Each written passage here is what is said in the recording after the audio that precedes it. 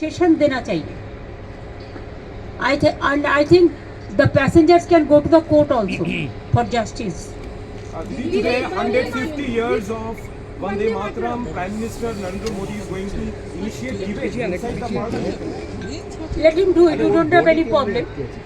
But Vande Mataram के लिए एक बात आपको कहना है, बंगाल से ये सॉन्ग नेशनल सॉन्ग है एंड जनगण मन अधि इज द नेशनल एंथम है. लेकिन वंदे मातरम का पूरा गाना कभी नहीं लिया था. ओनली रविंद्रनाथ टैगोर ने कुछ लाइन, सिलेक्टेड लाइन तैयार किया था. उसी का ऊपर में Vande Mataram national song accepted हुआ था. ये भी जानकारी के लिए मैं बताया, बिकॉज आपने पूछा. पहले तो राज्यसभा ने नोटिफिकेशन दिया था कि जय हिंद बोलना नहीं चाहिए, वंदे मातरम कहना नहीं चाहिए. कल मैं बीजेपी का बात भी सुना, कोई बोला कि नेताजी को हम पसंद नहीं करते हैं. अरे तुम नेताजी को पसंद नहीं करते हैं, गांधी जी को नहीं करते हैं, राजा राम मोहन राय के नहीं करते हैं, तो किसको पसंद करते हैं? ये कैसे आया ये सब लोग जो देश को बारे में जिसको पता नहीं है, देशेर सम्बन्धे যারা জানে না, তারা নেতাজিকে অপমান করে, বঙ্কিমচন্দ্রকে অপমান করে, রবীন্দ্রনাথ ঠাকুরকে অপমান করে, বিদ্যাসাগরকে অপমান করে, রাজা রামমোহন রায়কে অপমান করে. এরা জানে বাংলার অবদান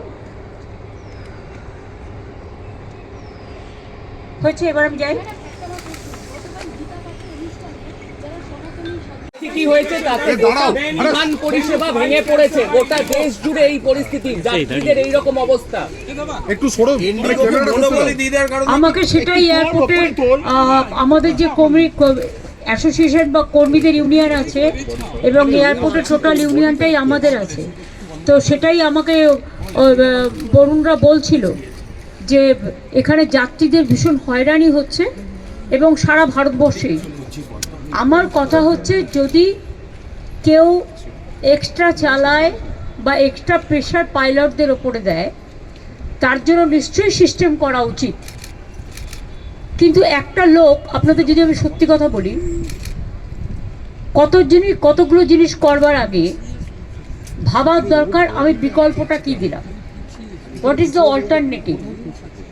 আমি একটা প্ল্যান স্টপ করে দিলাম, তো what is the other option for public, for commoners? I'm feeling sad and it's most unfortunate incident that without any planning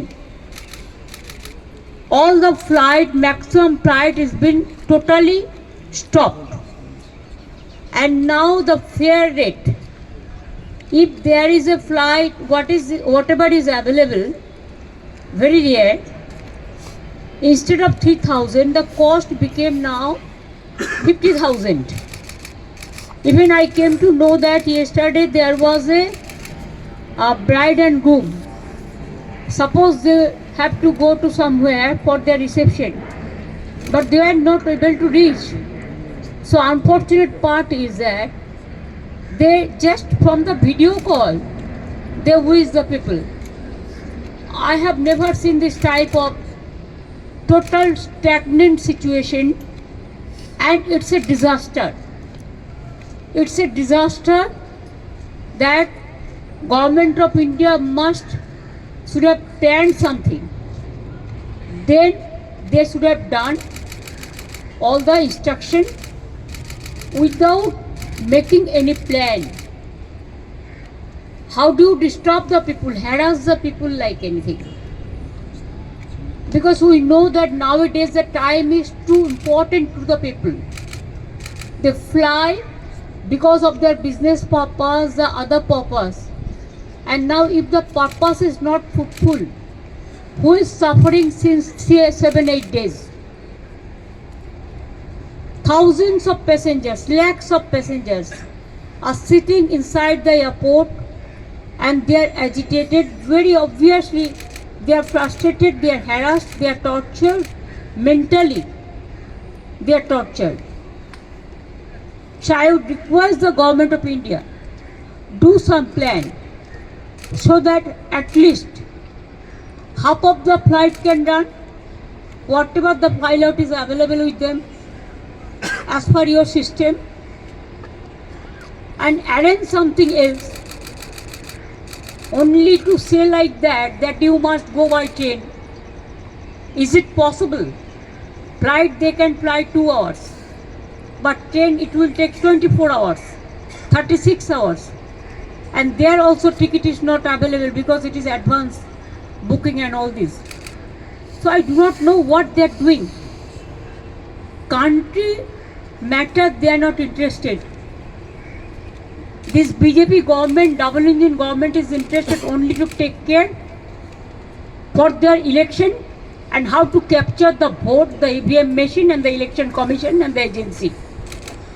But they don't care the people. That is the main problem. And we care the people. And that's why we are just watching the situation. And situation is going to back to worse.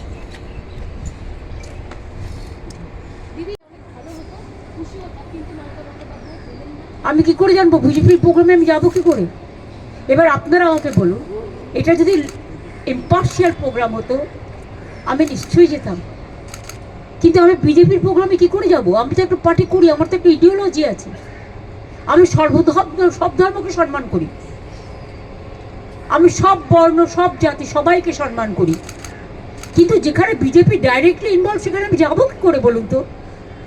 যারা বলছে আমরা নেতাজিকে ঘৃণা করি, গান্ধীজিকে মানি না, আমি সেখানে যেতে পারবো না। আমার বাবা মা এই শিক্ষা আমায় দেয়নি, আমার বাংলার মাটি এই শিক্ষা দেয়নি, আমাদের টিচার্সরা এই শিক্ষা দেয়নি। বাংলাকে যারা অপমান আর অসম্মান করে, যারা বাংলা বিরোধী, তাদের সাথে আমি নেই। দিদি উত্তরবঙ্গে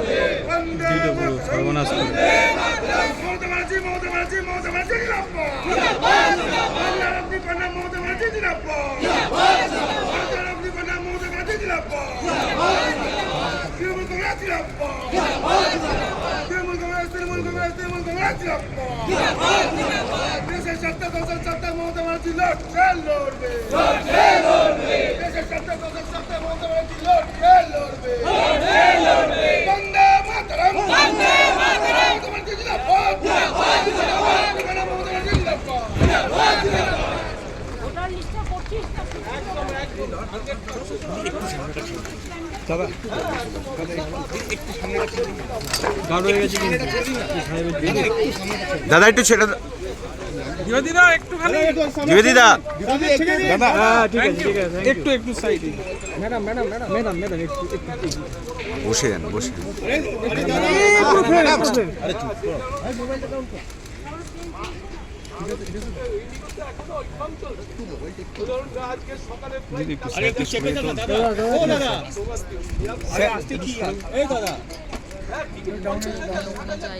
ডাউন হয়ে যাবে।